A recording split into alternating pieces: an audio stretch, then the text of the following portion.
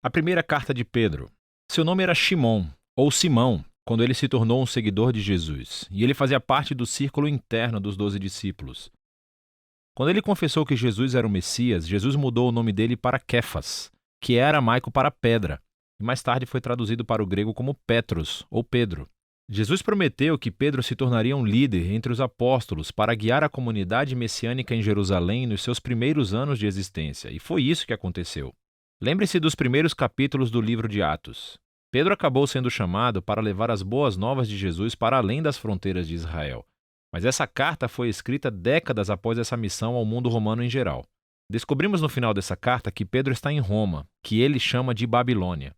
E aprendemos que Pedro encomendou essa carta, mas na verdade ela foi composta por um homem chamado Silvano, que era um colega de Pedro. Essa foi uma carta circular enviada para várias comunidades eclesiásticas na província romana da Ásia Menor, que é a atual Turquia. E Pedro descobriu que esses irmãos, de grande maioria não judeus, estavam sendo perseguidos. Eles estavam enfrentando hostilidade, sendo assediados pelos seus vizinhos gregos e romanos. E assim, Pedro escreveu para encorajá-los no meio do seu sofrimento, e isso ajuda a explicar o estilo dessa carta e os seus temas principais. A carta começa com uma saudação e se transforma em uma canção poética de louvor a Deus, o que introduz os temas principais explorados na parte principal da carta, em que ele primeiro afirma a nova identidade da família desses cristãos que estão sendo perseguidos, o que os ajudará a ver o seu sofrimento como uma maneira de dar testemunho sobre Jesus, e isso ajuda-os a concentrar esperanças futuras no retorno de Jesus. Vamos aprender mais. Você verá como todas as peças funcionam juntas. Pedro começa cumprimentando essas igrejas como o povo escolhido de Deus que está exilado pelo mundo inteiro.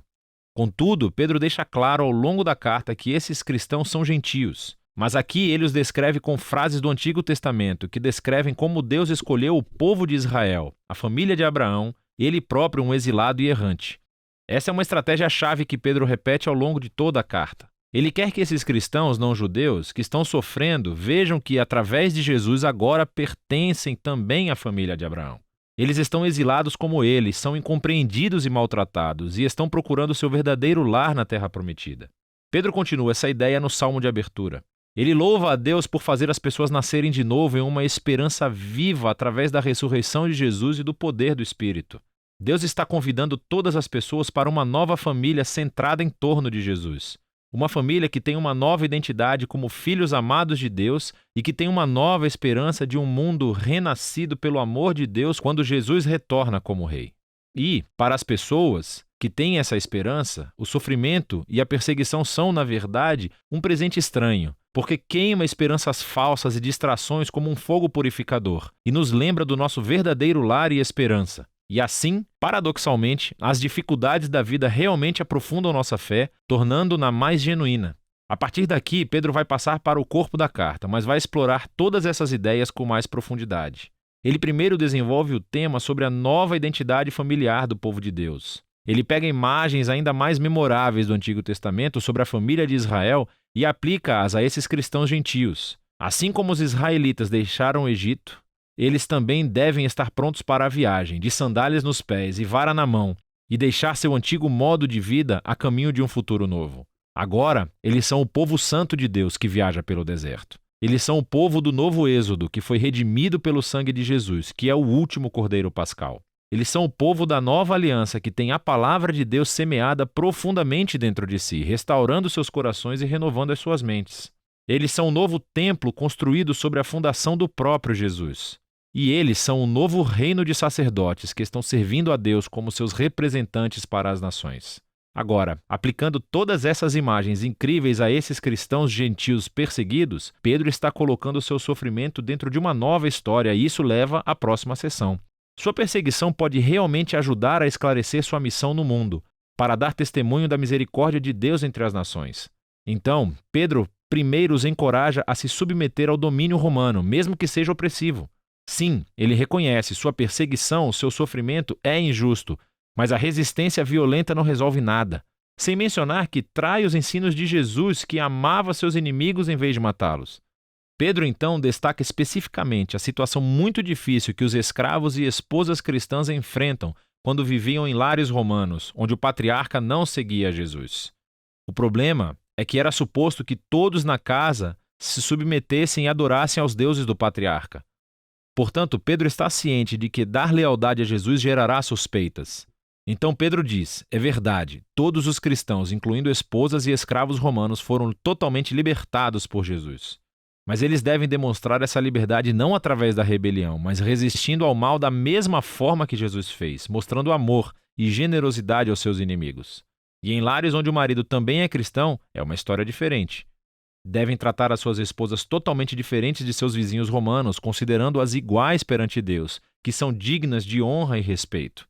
Pedro tem esperança de que essa imitação do amor de Jesus e do reino invertido dê poder às suas palavras, ao testemunharem a misericórdia de Deus e mostrarem às pessoas a verdade maravilhosa sobre o caminho de Jesus.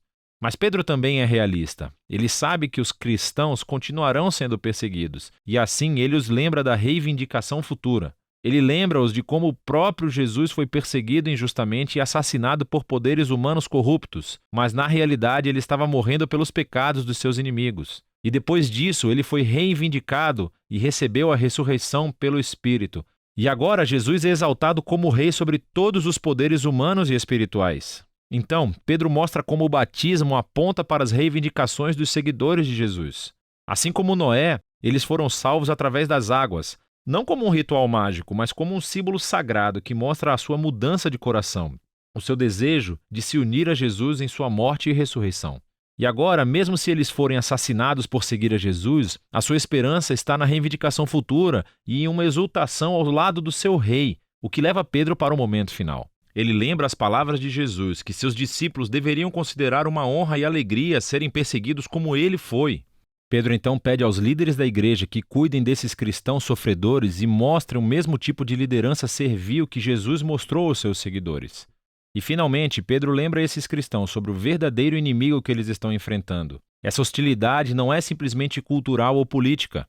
Existem forças obscuras do mal espiritual no comando, que inspiram o ódio e a violência. E eles devem resistir a esse mal permanecendo fiéis a Jesus e aos seus ensinamentos, e antecipando o seu retorno e vitória final sobre esse mal. Pedro conclui com uma oração pela força divina e envia uma saudação à igreja em Roma, que ele chama de Babilônia. Isso é bem legal. Pedro está adotando aqui a tradição dos profetas do Antigo Testamento, para quem o nome Babilônia tornou-se o arquétipo para toda e qualquer nação corrupta. E assim Roma tornou-se a nova Babilônia, e o seu império é onde o povo de Deus está agora exilado de seu verdadeiro lar, na criação renovada. A primeira carta de Pedro é um poderoso lembrete da esperança cristã no meio do sofrimento. Desde o início da sua criação, o povo de Deus tem sido uma minoria mal entendida, e eles devem esperar enfrentar hostilidade porque escolheram viver sob o governo de um rei diferente, Jesus. No entanto, a perseguição pode se tornar um presente estranho para a igreja, pois oferece uma oportunidade de mostrar aos outros a surpreendente generosidade e amor de Jesus, alimentados pela esperança do seu retorno. E é isso que 1 Pedro explica.